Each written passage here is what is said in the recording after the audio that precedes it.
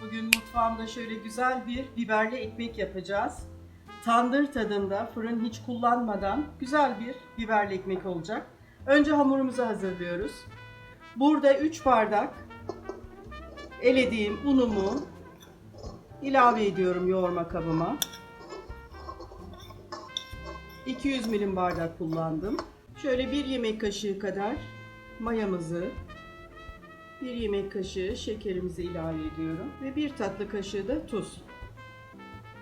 Şöyle unun kenarına ilave ettim. Önce şöyle 2 bardak 200 milimlik su ilave ediyorum ve makinamızı çalıştırıyorum. Kıvamına bakacağım yoğurdukça.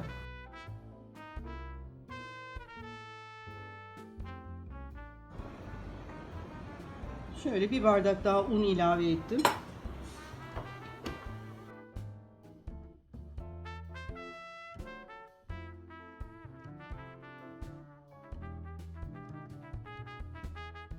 Hamurun kıvamını gösteriyorum sizlere. Oldukça yumuşak bir hamur oldu. Şimdi ben bunun üzerini kapatacağım. Ve vaktiniz varsa 1 saat, yoksa da şöyle bir yarım saat falan dinlendirelim muhakkak. Biberli ekmeğimizin üst malzemelerini hazırladım. Kuru soğanımız var. Arkadaşlar miktarlarını videonun altına yazacağım. Kuru soğanımız var. Maydanozumuz, biber salçamız, biraz çok hafif kavurdum tavada susamımız, çökeleğimiz lorda olur, kekik, rende domates, zeytinyağı, yaprak biber, acı yaprak biber, karabiber, bir de tadına bakacağım. Salçam çünkü biraz tuzlu. Eğer az gelirse tuz ilavesi yapacağım. Karıştırma kabımın içerisine öncelikle biber salçasını ilave ediyorum. Bunun içerisine adı üstünde biberli ekmek, biraz acı olsun istiyorum. Şöyle dolu dolu 2 çay kaşığı kadar biber ilave ettim. Biraz karabiber. Zeytinyağımın birazını koyuyorum. Ve salçamızı şöyle biraz eziyoruz. Kekiğimi ilave ediyorum.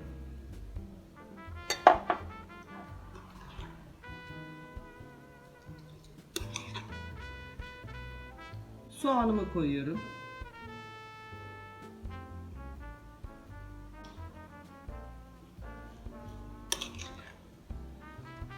Yağdan biraz daha, hatta şöyle hepsini koyuyorum bir bardak, 200 milimlik bardak ile.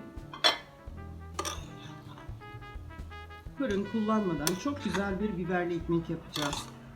Hakikaten böyle tandır tadında, tandırda pişmiş gibi bir biberli ekmek olacak. Şimdi çökeleğimizi ilave ediyorum.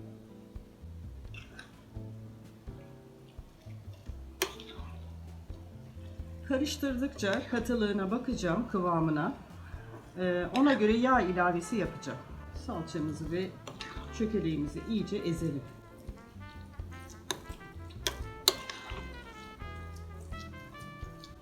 Kavurduğum susamımı da ilave ediyorum.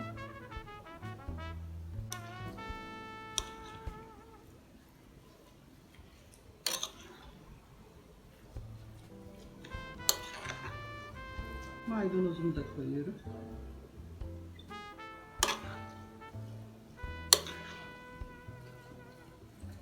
En son rendelediğim domates.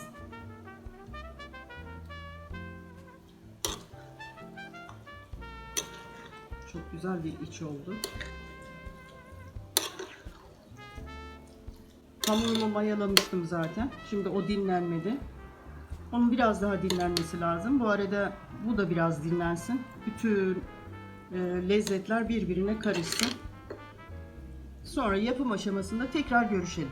Hamurumuzu küçük küçük bezelere ayırıyorum.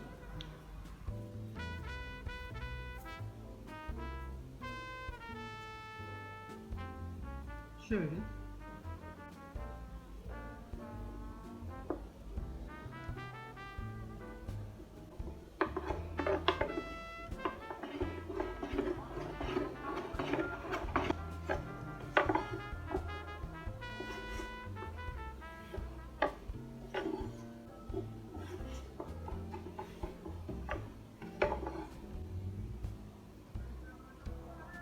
içimizi, hazırladığımız içi açtığımız hamurun üzerine bir güzel yayıyoruz.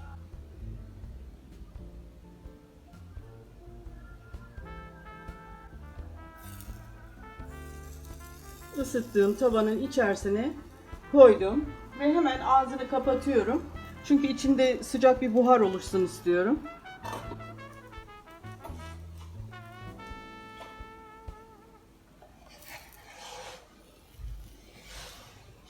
Çok güzel pişiyor. Şöyle altını göstereceğim size. Bakın çok güzel pişti. Şöyle. Şimdi ben bunu alıyorum artık.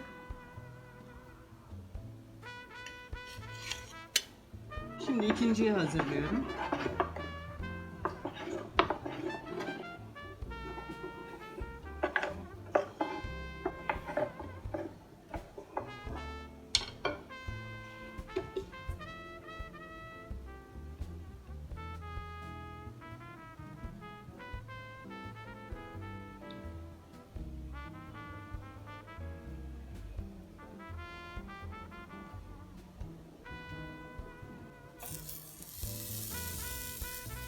İkinci ekmeğimizi de attım.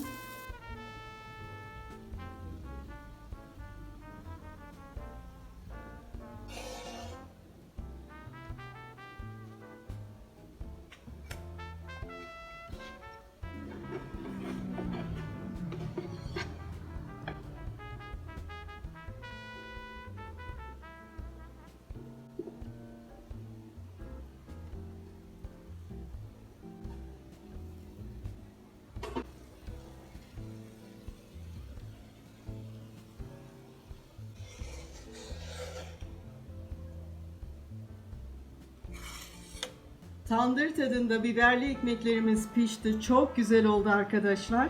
Mis gibi kokuyorlar, kekik kokuyor.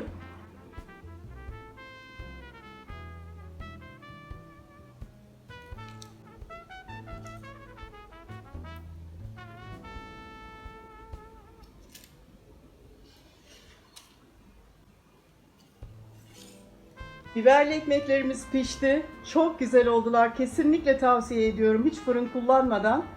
Tandır tadında biberli ekmeklerimiz.